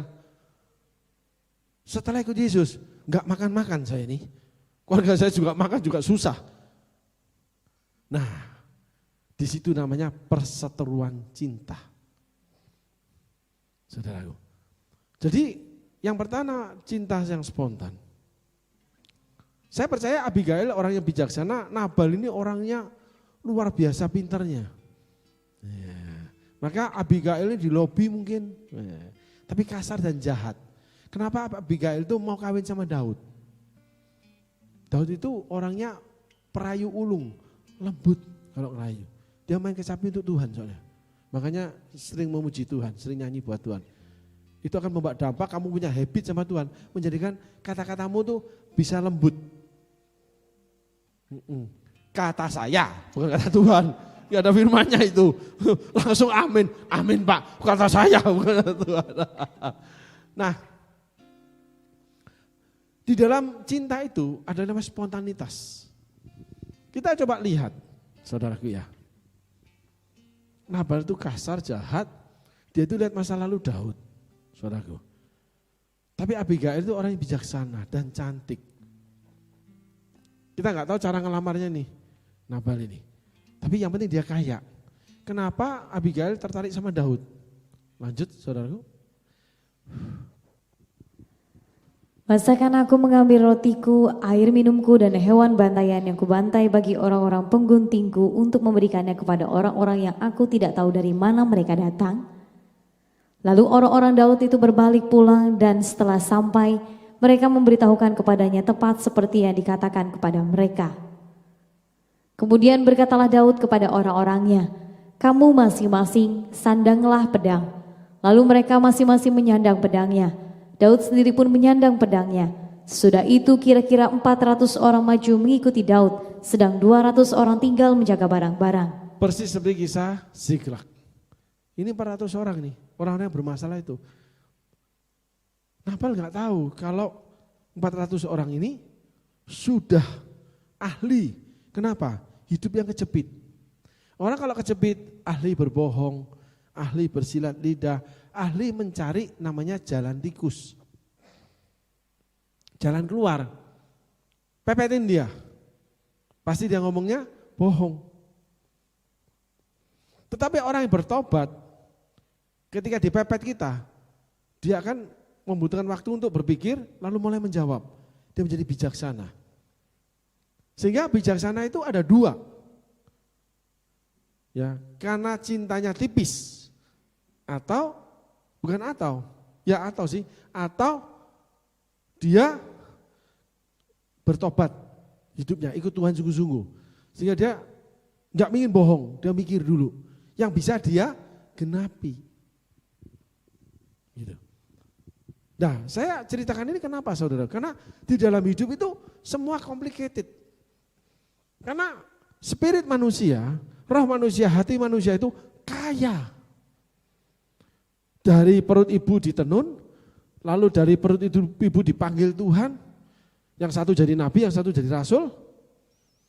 Ada lagi turunan, dosa turunan, kakek, nenek, atau yang lalu itu ada yang namanya okultisme. Belum habit hidup, kebiasaan orang tua, lalu kebiasaan sekolah. Di rumah sih baik-baik, di luar kekumpul kebo terus dia. Di rumah baik-baik, di luar narkoba dia. Karena roh manusia itu kaya, saudaraku. Daud ini spiritnya kaya, saudaraku. Pinter bohongnya, tekunnya, setia, rendah hati sama Tuhan. Jahatnya ambil Uria. Maka menurut saya kalau lihat manusia jangan lihat satu sisi. Kebaikannya tok, kesedihan tok, kejahatannya tok, atau keburukannya. Jangan lihat itu. Seberapa besar saudara bisa menerima dia secara pribadi, itu lebih penting. Sehingga cinta itu tidak pernah terlukai. Mau kamu spontan, mau kamu bijaksana. Tuhan menerima kita itu sebagaimana kita adanya. Bukan hanya cinta spontan, bukan cuma cinta bijaksana. Menerima kita apa adanya. Terungkap di kisah Daud, saudaraku. Hari ini mungkin Daud yang terakhir ya. Besok saya disuruh bawa Abraham. Kalau enggak salah saya dengar itu. Sama, Abraham itu sama, saudaraku. Ruwet, complicated. Karena spiritnya kaya. Yang dilihat sisi-sisi itu buruk, baik, kasih, jahat, macam-macam saudaraku. Tetapi Anda bisa terima enggak keberadaan orang itu? Itu lebih penting. Sehingga cinta itu terpupuk, tertambahkan. Oleh karena kebaikan. Tapi kalau keburukannya lebih banyak, ambruklah cinta itu. Sehingga hati-hati saudara dengan cinta. Kalau orangnya baik terus, subur cintamu itu nanti. Kalau kamu buruk terus, ambruk tuh cinta, minus tuh cinta. Daud dengan Tuhan, dia punya cinta, spontanitas, ya, lalu setia, membangun bait Allah dan sebagainya. Banyak hal yang baik dia kerjakan sama Tuhan, luar biasa dia pupuk cintanya sama Tuhan. Termasuk cinta Tuhan kepada dia. Kejahatannya terhitung itu Daud. Karena bertobat. Jadi kalau saudara ketemu orang bijaksana yang karena dia bertobat, saudara harus terima dia. Contoh, ada orang melayani di sini nih. Tiba-tiba dia bijaksana, dia sembari kerja. Enggak masalah. Karena dia ingin mencari lebih atau kurang. Ada pastor yang tidak bijaksana. Kamu berharap berdoa pasti Tuhan jawab. Kamu melayani masa Tuhan enggak jawab doamu. Masalahnya pelayanannya itu enggak ada yang signifikan, enggak ada yang istimewa. Ya jadi terima upah dari pastor. Gitu. Ya dia harus cari duit lebih untuk biaya sekolah, biaya orang tua, adik, dan sebagainya. Gitu saudaraku. Nah disinilah terletak kerancuan di mana Alkitab itu ada yang namanya dasar dari segala sesuatu itu kasih. Tetapi dari cerita Daud kita belajar termasuk Nabal, Abigail. Abigail itu bijaksana sehingga dipasang Tuhan mendampingi Daud. Daud ini orangnya pinter, cerdik, tapi enggak bijaksana. Tentaranya pinter perang. Maka dia bilang angkat pedang, serbu aja. Ini orang kurang ajar nih, diajak omong enggak bisa nih. Nah kita lihat Abigail yang mendinginkan keadaan itu. Karena dia bijaksana. Sehingga bijaksana itu ya bisa jadi cintanya tipis. Bisa jadi karena bertobat. Gitu. Nggak mikirin cinta, mikirin hasil. Maka Abigail mendatangi Daud untuk meluputkan suaminya. Bukan malah ngomporin suaminya. Kalau bijaksana itu yang penting ujungnya menang dengan cara yang baik atau halus, jangan kasar. Karena suaminya kasar, saudaraku. Tolong perhatikan ini saudaraku karena banyak kerumitan dalam hubungan cinta. Baik cinta sahabat, kekasih, suami istri, cinta terhadap pelayanan, jemaat dengan gembala dan jemaat, pimpinan dengan karyawan, dengan staf, orang yang dipercaya. Itu ada banyak motif di dalam cinta itu. Yuk kita belajar dari kisah ini. Tolong dibacakan selanjutnya.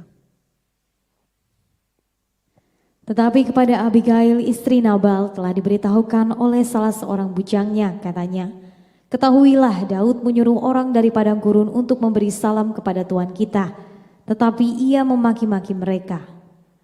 Padahal orang-orang itu sangat baik kepada kami, mereka tidak mengganggu kami dan kami tidak kehilangan apa-apa selama kami lalu lalang di dekat mereka ketika kami ada di ladang. Mereka seperti pagar tembok sekeliling kami siang malam selama kami menggembalakan domba-domba di dekat mereka. Oleh sebab itu pikirkanlah dan pertimbangkanlah apa yang harus kau perbuat. Sebab telah diputuskan bahwa celaka akan didatangkan kepada Tuhan kita dan kepada seisi rumahnya. Dan ia seorang yang dursila sehingga orang tidak dapat berbicara dengan dia. Nah, Abigail orang bijaksana itu akan dicari orang untuk menyelesaikan masalah. Pikir, untuk keluarkan permasalahan ini, tempatkan. Gimana cara menyelesaikannya Abigail? Gitu. Karena suamimu salah nih. Bujangnya ini melihat, mendengar bahwa Daud sudah angkat pedang nih. Padahal mereka gak ganggu kita loh, malah diajak bercanda nih sama tentaranya Daud. Mungkin kayak Viking on brewok, wah pedang gini. Tapi gembala-gembala itu nyantai aja. Bang, woi, wis, duduk coba dimakan daging yang banyak, tangannya nyobek daging, wah begini. Mungkin habis malak di mana nggak tahu dah. Tapi dia jaga, nggak ganggu. Saya punya pengalaman saudaraku, saya tinggal di tempat kalau di Bandung itu dinamakan Kucing Gering, tempat pusatnya kejahatan, pemukiman itu. Saya nggak punya duit, saya kos ke sana, saudaraku. Itu semua orang ketakutan kalau lewat daerah itu, takut karena itu pusatnya kejahatan, saudaraku. Tempatnya copet, pencuri dan sebagainya, saudaraku. Itu kalau jemur pakaian, saudaraku. Ya kita cuci pakaian, jemur pakaian bersih, saudaraku. Pakaiannya bersih, lenyap, tidak berbekas, saudaraku. Tapi luar biasanya, saudaraku.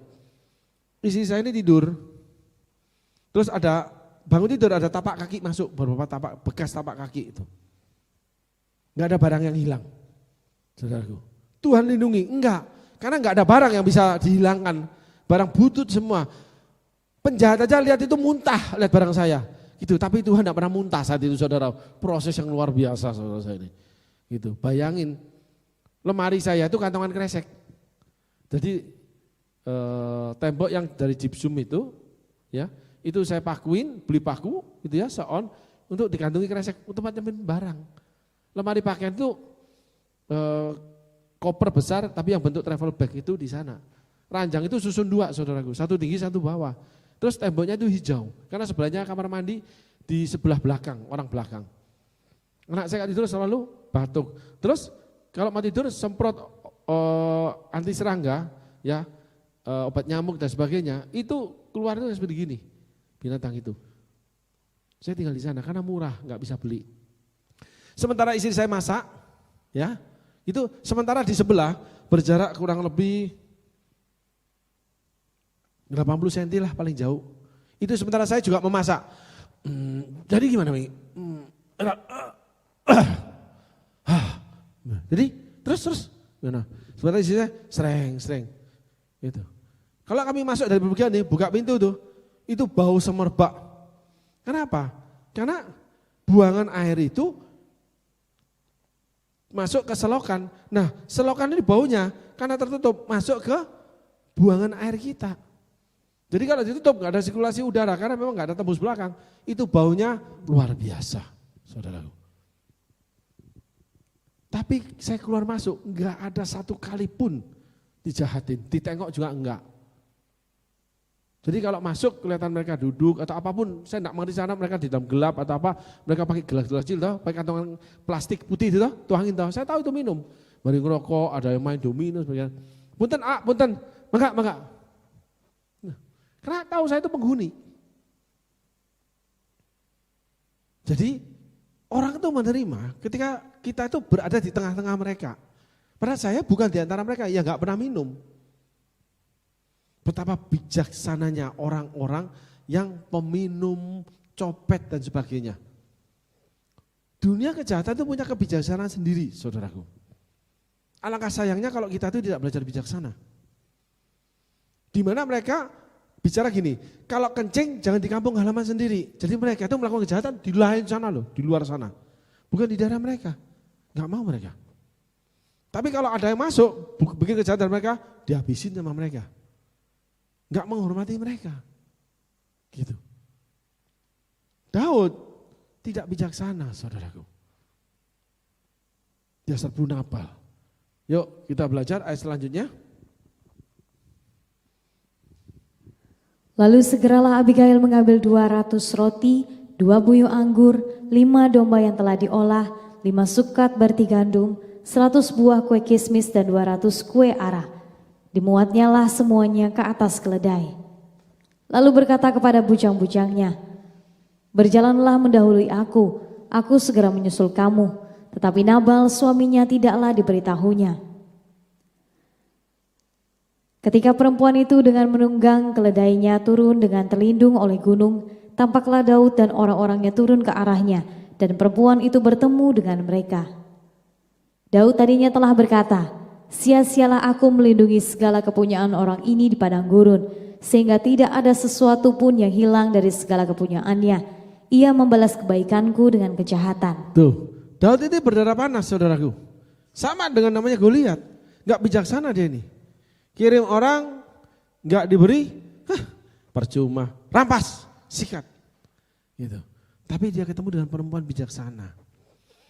Laki-laki gagah perkasa itu hanya dapat dikalahkan atau bahasanya ditekuk atau nurut dengan perempuan bijaksana. Tidak perempuan yang kekeh dengan pendapatnya. Itulah Abigail. Coba kita lihat kata-kata Abigail. Apa yang dia katakan? Lanjut. Beginilah kiranya Allah menghukum Daud, bahkan lebih lagi daripada itu jika kutinggalkan hidup sampai pagi seorang laki-laki saja pun dari semua yang ada padanya. Bayangin Daud tuh kamu pikir manis elok pemuji Tuhan. Iya lembut sama Tuhan. Tapi kalau menghadapi masalah, main bantai dia itu. Daud gak kalah dengan Musa, gak kalah dengan Paulus. Kecil orangnya, gak takut mati, gak peduli. Sapu saja, sampai tidak boleh ada seorang laki-laki pun hidup.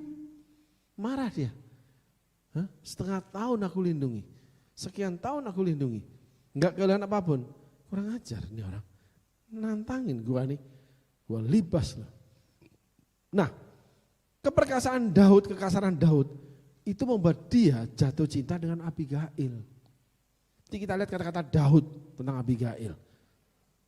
Sehingga engkau yang di sana, hai perempuan, jadilah bijaksana. Kalau kau bijaksana, kamu menaklukkan seluruh kota. Itu ditulis di Alkitab, orang bijaksana menaklukkan seisi kota. Kalau tentang perempuan, Amsal 31, bijaksana.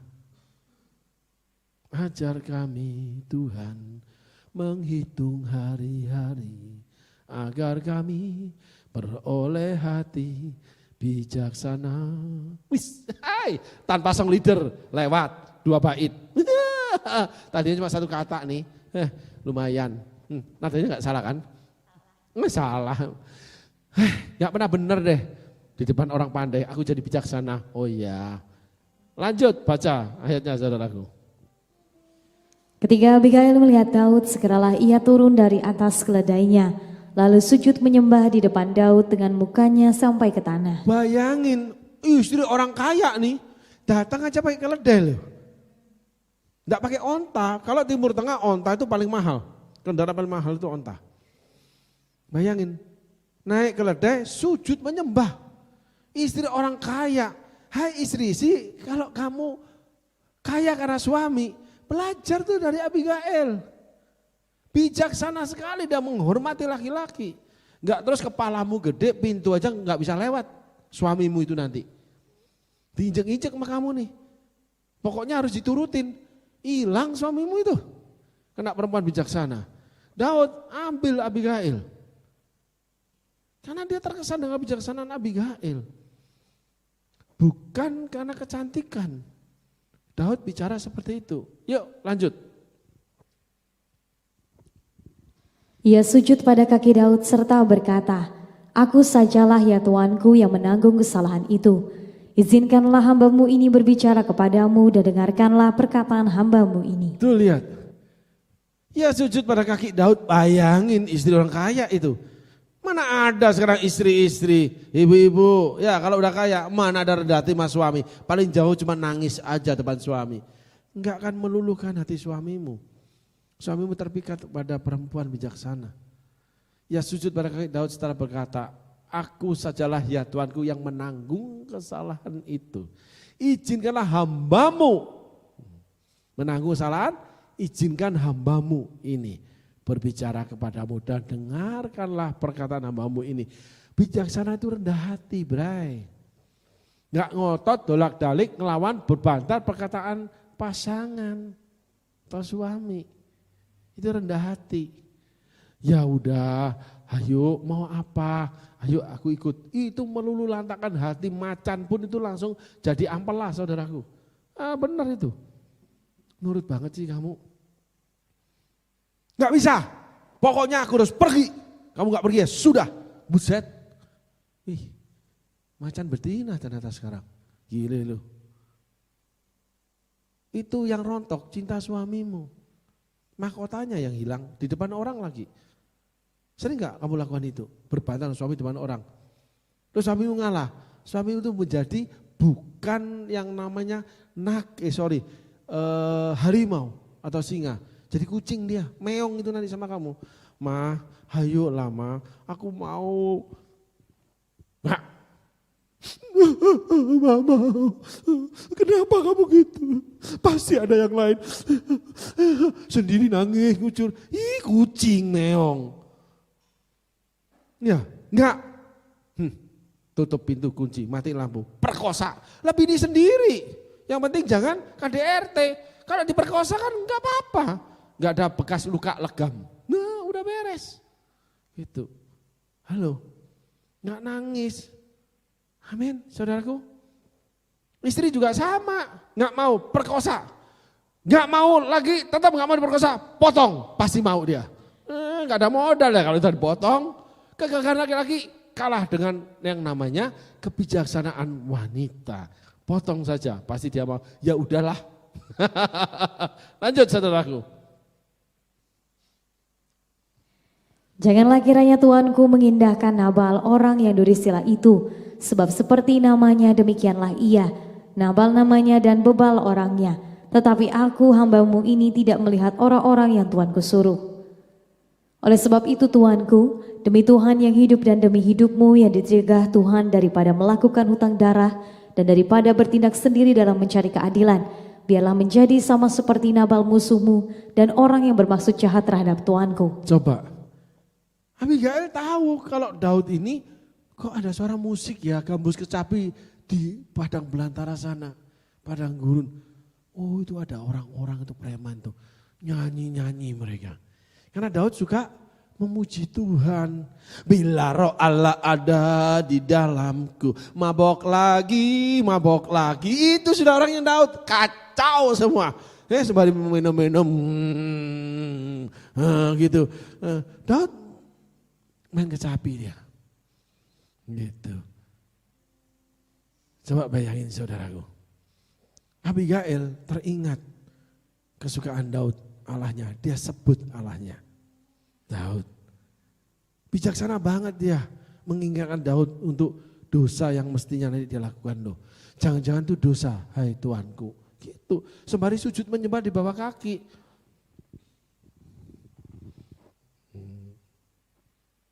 Enggak bisa. Ini macan betina nih. Gitu. Tapi korengan. Udahlah, gak usah lah.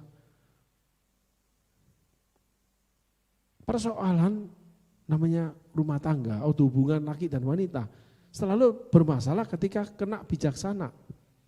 Dua-duanya harus punya. Kadang kita ikuti, kadang kita diikuti. Jadi seperti main ayunan saudaraku. Cinta itu diayun. Kadang kita boleh tegas, kadang kita juga lemah. Terus. Pokoknya enggak, kamu enggak boleh pergi sendiri. Gitu. Lalu gimana dong? Enggak, kalau pergi sendiri biarin, aku enggak mau. Ya udah ikut, tapi kamu nganggur di sana ya. Kamu gini, enggak apa-apa, biarin, aku tungguin kamu. Ya udah diajak aja, enggak masalah. Jangan diajak berantem sudah. Gitu. Itu namanya orang bijaksana. Pokok sampai titik tertentu, ya udah, ayo, yuk. Tanggung risiko ya, akibatnya gini loh. Enggak apa-apa. Ya udah. Tiba-tiba yang ngotot melembut. Aku ini sebenarnya gini loh. Daripada kamu di sana nanti kecantol orang lain. Kamu itu memang centil kok. Gatal. Apa sih? Coba tuh lihat bajumu sekarang. Gitu. Enggak usah. Sana pakai kaos singlet. Mobil itu pakai kaos singlet. Gitu. Itu pemerkosaan hak suami, saudaraku. Yuk lanjut. Kita lihat kebijaksanaan Abigail. Oleh sebab itu pemberian yang dibawa kepada tuanku oleh budakmu ini biarlah diberikan kepada orang-orang yang mengikuti tuanku. Pembahasan diri budak diberikan pada orang-orang mengikuti tuanku. Wih, ini perempuan baik ya. Daud itu lagi miskin. Lalu diambil hatinya dengan memberikan kepada teman-temannya yang miskin. Ini orang menghormati orang-orang saya loh. Mereka itu preman-preman, brewok, bau. Abigail kan istrinya orang kaya, wangi. Buset. Waduh, kamu rendah hati banget, kamu menghormati ya. Karena Daud itu cinta pasukannya. Lanjut saudaraku. Ampunilah kiranya kecerobohan hambamu ini, sebab pastilah Tuhan akan membangun bagi tuanku keturunan yang teguh. Karena tuanku ini melakukan perang Tuhan dan tidak ada yang jahat terhadap padamu. Dan tidak ada yang jahat terdapat padamu selama hidupmu. Nah, coba lihat. Abigail merayu Daud. Disebut yang baik-baik aja. Lumer hati itu. Yang pertama, ya udah ngalah aja. Gitu. Mengingatkan. Lalu mulai merayu. Saudaraku, merayu itu enggak salah. Karena untuk membina sebuah hubungan yang harmonis. Cinta itu tidak akan menjadi harmoni tanpa keharmonisan. Harmoni itu suara trompet dengan suara gambus itu berbeda. Tapi menjadi nada yang indah. Kita boleh berpendapat, kadang yang satu ngotot kayak trompet, yang satu jadi gambus saja. Bang bus, udah selesai. Gembos, gembus, selesai. Iya, iya. Terus ya terserah, hayu aja aku ini. Udah, ditabuh pakai gambus sudah. Diikuti aja, setelah diikuti senang. Udah hehehe, udah selesai. Itu kebijaksanaan saudaraku namanya. Yuk lanjut. Jika sekiranya ada seorang bangkit mengejar engkau dan ingin mencabut nyawamu, maka nyawa Tuanku akan terbungkus dalam bungkusan tempat orang-orang hidup pada Tuhan Allahmu, tetapi nyawa para musuhmu akan diumbankannya dari dalam salang umban. Apabila Tuhan melakukan kepada Tuanku sesuai dengan segala kebaikan yang difirmankannya kepadamu dan menunjuk engkau menjadi raja atas Israel, maka tak usahlah Tuanku bersusah hati dan menyesal karena menumpahkan darah tanpa alasan, dan karena Tuanku bertindak sendiri dalam mencari keadilan. Dan apabila Tuhan berbuat baik kepada Tuanku, ingatlah kepada hamba-Mu ini. Lalu berkatalah Daud kepada Abigail, terpujilah Tuhan Allah Israel yang mengutus engkau menemui aku pada hari ini. Terpujilah kebijakanmu dan terpujilah engkau sendiri, bahwa engkau pada hari ini menahan aku daripada melakukan hutang darah dan daripada bertindak sendiri dalam mencari keadilan. Tetapi demi Tuhan, Allah Israel yang hidup, yang mencegah aku daripada perbuatan jahat kepadamu, jika engkau tadinya tidak segera datang menemui aku, pasti tidak akan ada seorang laki-laki pun tinggal hidup pada Nabal sampai fajar menyingsing. Coba saudara perhatikan. Ya. Reaksi Daud. Ayat 29. Lihat. Abigail mengingatkan lagi Daud. Ayat 30. Nih. Dia merayu Raja Daud. Ya, saudara baca sendiri, lihat layarnya. Ayat selanjutnya.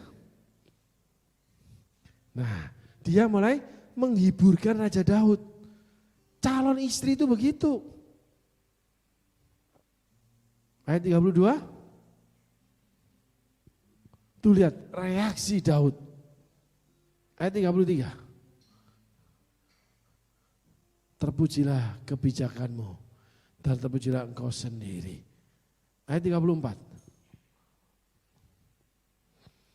Tuh, Daud langsung meresponi dengan pengetahuannya dia tentang Tuhan. Dia terima kasih dengan Abigail. Cara Abigail melobi Daud itu luar biasa, saudaraku. Lanjut.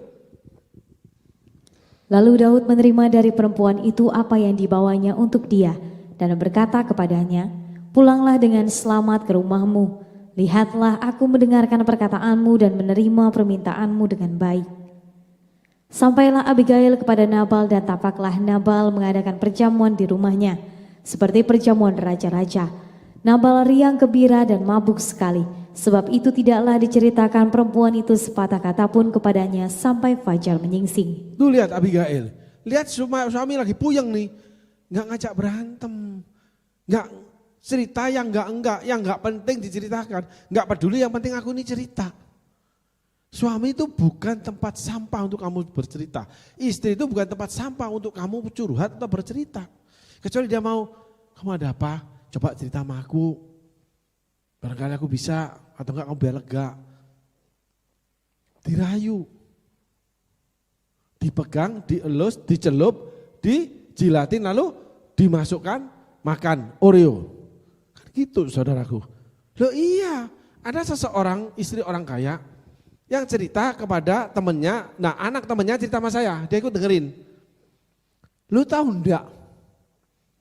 Laki gua itu, dia kalau udah marah-marah di kantor, itu yang masukin televisi merek tertentu di Indonesia ketika awal tuh dia agennya. Kaya raya mereka gara-gara itu. Pada waktu itu ya. Laki gua kalau pulang nih, kalau udah stres di kantor nih, udah nggak bisa dikutik.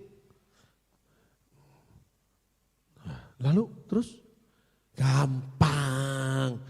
Begitu masuk bel bunyi, terus pintu mobil digubrak nutupnya. Udah ini pahala ini. Langsung dia masuk selimut. Suami masuk kamar nih, gubrak. Dia berapa nonton TV di bawah selimut. Gitu. Kenapa? Mas, ngomong suami gini nih. Udah sini, gitu. Kamu mau apa? Tuh enggak, stres tahu enggak? Wah gini. Ya udah sini duduk sini. Duduk diselimuti, terlihatlah yang tersembunyi itu. Habis itu suaminya lega, tidur ngorok, kecapean dah. Bangun, sudah sehat kembali emosinya. Itu wanita bijaksana, saudaraku. Udah pakai dasar sobek, bau ketek itu, bau burket lagi. Suami udah dagang gak laku, pulang masih dimarahin gak bawa duit.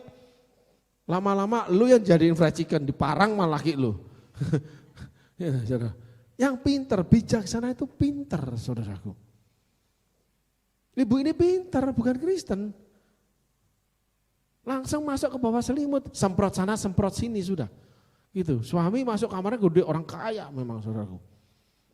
Taruh tasnya, gubrak, waduh gini, muka itu pokoknya marah dia itu.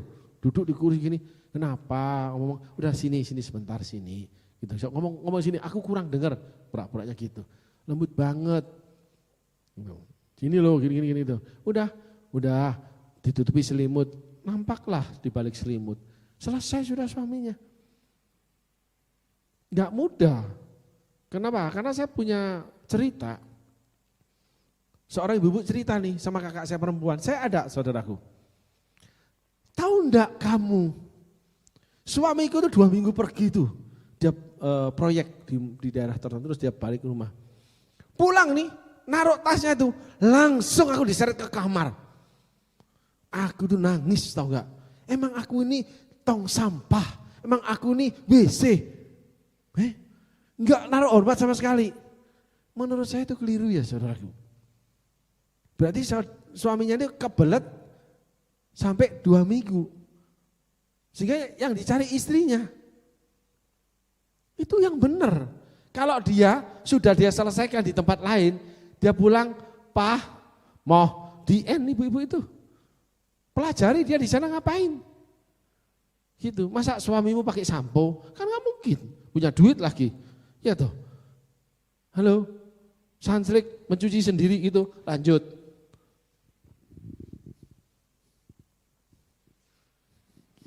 Tetapi pada waktu pagi ketika sudah hilang mabuk Nabal itu, diceritakanlah kepadanya oleh istrinya segala perkara itu. Lalu terhentilah jantungnya dalam dada dan ia membatu. Ternyata Nabal ini takut. Tapi gedein hati, enggak bijaksana dia. Sombong anak kaya. Kena perkara, jantungnya putus.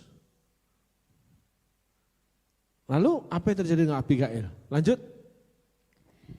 Dan kira-kira 10 hari sesudah itu Tuhan memukul Nabal sehingga ia mati. Ketika didengar Daud bahwa Nabal telah mati, berkatalah ia, "Terpujilah Tuhan yang membela aku dalam perkara penghinaan Nabal terhadap aku dan yang mencegah hambanya daripada berbuat jahat." Coba saudara perhatikan, ini kan kata-katanya Abigail. Perempuan yang enggak dikenal. Kata-katanya nancep di hati Daud.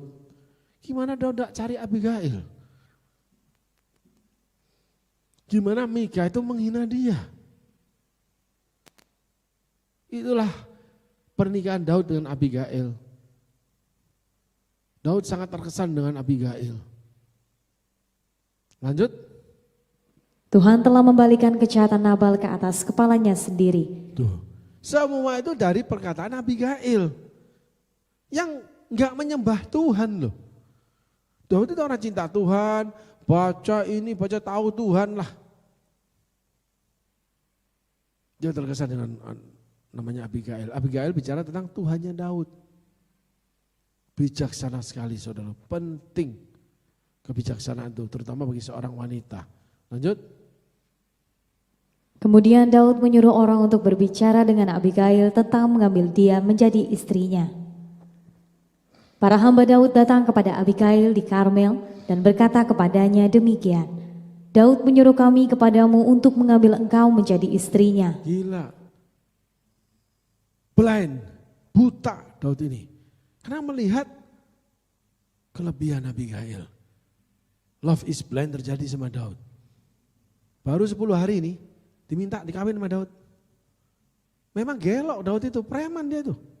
Menyembah Tuhan, tapi preman dia tuh. Gak peduli dia. Ada orangnya lagi berduka, tentara berduka, keluarga berduka. Pergi sana, ngomong, mau gue jadiin istri. Ayo kita lihat akhir cerita ini. Lalu bangkitlah perempuan itu berdiri, sujudlah ia menyembah dengan mukanya ke tanah sambil berkata, sesungguhnya hambamu ini ingin menjadi budak yang membasuh kaki para hamba tuanku itu. Coba bayangin, dia aja pengen jadi budak yang membasuh pegawai-pegawai Daud, tentara Daud. Menjadi budak yang membasuh kaki para hamba tuanku. Dia gak ngerayu Daud aja loh, orang-orang Daud itu dirangkul sama dia. Orang sombong itu cuma ngambil pasangannya. Yang di luar pasangannya dijelekin, dikatain. Pokoknya semua dijatuhin deh. Itu orang sombong. Abigail enggak, bijaksana sekali. Wah ini bisa nyatu nih dengan pasukanku nih. Ini patut jadi ibu negara. Gitu saudaraku. Kita belajar dari Abigail saudaraku. Sebuah nama yang ditulis cukup panjang di Alkitab. Tapi mengandung makna yang sangat dalam, kebijaksanaan. Lanjut. Kemudian berkemaslah Abigail dengan segera. Ia menunggang keledainya dengan diiringi 5 orang pelayan perempuan. Ia mengikuti suruhan Daud itu dan menjadi istri Daud. Ya, coba bayangin, dia tidak bawa harta suaminya. Dia naik keledai, diiringi 5 orang pelayan perempuan, dia ikut Daud. Dia nggak ambil harta Nabal loh. Bayangin. Dia lepaskan dirinya. Halo, hai perempuan. Belajar dari Abigail. Banyak perempuan tidak melepaskan dirinya. Pahit asam manis rumah tangga. Itu akan mengokohkan. Menghadirkan harmoni dan harmonis dalam rumah tangga. Persekutuan yang indah, silaturahmi yang luar biasa. Tetapi tanpa kerendahan hati dalam berumah tangga, sia-sia semua yang kita bangun. Abigail itu rendah hati. Dan dia karena rendah hati dia merangkul semua karyawannya Daud. Panglima-panglima Daud. Dia bukan cuma ngerayu Daud, dia rangkul seluruh keluarga Daud. Sehingga Daud jatuh hati, buta dia sama Abigail. Dan dia tinggalkan kekayaannya, jati dirinya dihilangkan. Banyak perempuan itu, kamu gak tahu dulu aku siapa, kamu gak tahu sekarang aku ini siapa. Nah, kalau aku ya gak tahu, kamu gak tahu berarti kamu gila gitu. Ya aku tahu namamu ini, aneh-aneh aja bini gua ini gitu, kesombongan saudara. Itu tidak ada namanya kebijaksanaan atau wisdom. Lanjut. Juga Ahinoam dari Yezreel telah diambil Daud menjadi istrinya. Kedua perempuan itu menjadi istrinya. Jadi 2 perempuan ini menjadi istri Daud ketika Daud masih pelarian. Oke, lanjut. Ayat ke-44.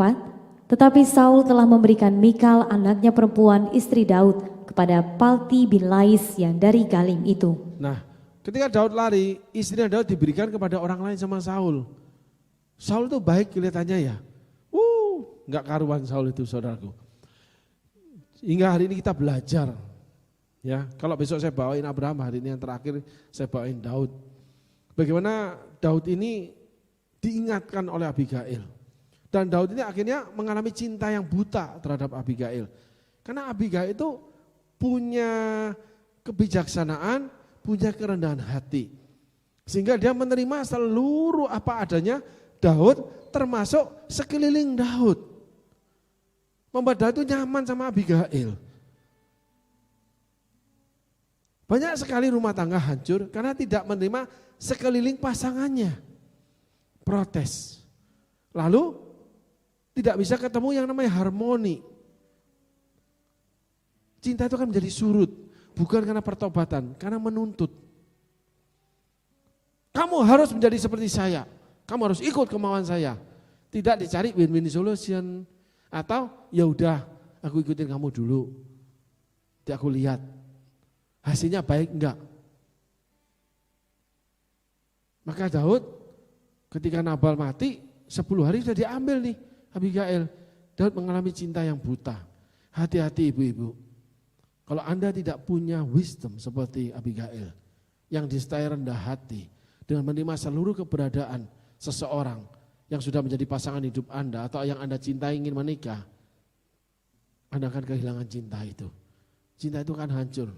Karena Anda ingin berjalan sendiri disenangkan. Bukan saling menyenangkan, saling mensupport, saling dukung. Tuhan Yesus berkati saudara. Ciao, thank you guys.